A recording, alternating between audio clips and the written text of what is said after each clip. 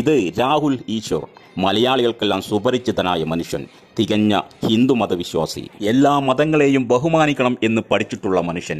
അതുകൊണ്ട് തന്നെ ഇദ്ദേഹം തീവ്ര ഹിന്ദുത്വവാദികൾ മറ്റുള്ള മതവിശ്വാസികളെയും തീവ്രമായി അധിക്ഷേപിക്കുമ്പോൾ ഈ രാഹുൽ ഈശ്വർ എന്ന പച്ചയായ മനുഷ്യൻ ശക്തമായി പ്രതികരിക്കും. അതുകൊണ്ട് തന്നെ ഇദ്ദേഹം തീവ്ര ഹിന്ദുത്വവാദികളുടെ കണ്ണിലെ കരടാണ്. ഇവിടെ രാഹുൽ ഈശ്വറിന് വന്ന ഒരു അനോണിമസ് കോൾ എന്താണെന്ന് നമുക്ക് പരിശോധിക്കാം. രാഹുൽ ഈശ്വർ ഹിന്ദു അല്ലേ? അതെ. ഇത്രയും ബ്ലൈൻഡ് ആയിട്ട് ഈ ഹിന്ദുത്വത്തിന് എതിരായിട്ട് വന്നേക്കുന്നതിന്റെ റീസൺ തന്നെ കാര്യം ഹിന്ദുത്വം ഹിന്ദു അല്ല. ഹിന്ദുത്വം എന്ന് പറഞ്ഞാൽ നിരീശ്വരവാദ ഹിന്ദുയിസമാണ്.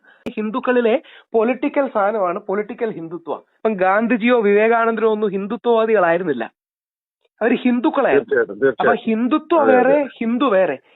ഇപ്പൊ നമ്മുടെ വീര സവർക്കർജിയാണ് ഈ ഹിന്ദുത്വം കൊണ്ടുവന്നത്. അദ്ദേഹം നിരീശ്വരവാദിയായിരുന്നു. ട്രഡീഷണൽ നമ്മുടെ വിശ്വാസ സമ്പ്രദായങ്ങളൊന്നും ഇല്ലായിരുന്നു.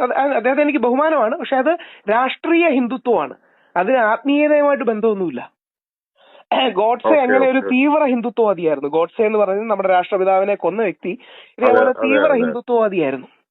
അപ്പോ ഗാന്ധിജിയോ വിവേകാനന്ദനോ ഒന്നും, അല്ലെങ്കിൽ നമ്മുടെ സന്യാസിമാരോ, ഇവരാരും ഹിന്ദുത്വത്തിന്റെ ആൾക്കാരല്ല.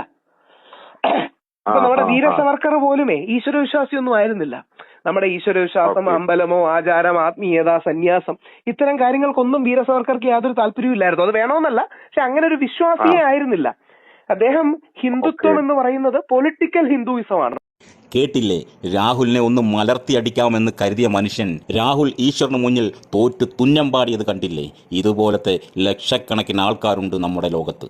അവർക്കൊന്നും ഹിന്ദു എന്താണെന്നും ഹിന്ദുത്വം എന്താണെന്നറിയാത്ത വിഡ്ഢികളായ മനുഷ്യർ. അവരെയെല്ലാം തീവ്ര ഹിന്ദുത്വം ബ്രെയിനിൽ കുത്തിവെച്ചുകൊണ്ട് അവരെ കരുവാക്കുന്ന ഹിന്ദുത്വ വർഗീയ തീവ്രവാദികൾ. വിവരവും വിദ്യാഭ്യാസവും ഇല്ലാത്ത വിരലിലെണ്ണാവുന്ന ഈ തീവ്ര ഹിന്ദുത്വവാദികൾ കോടിക്കണക്കിന് ജനങ്ങളെ ചങ്ങലക്കിടുന്നു.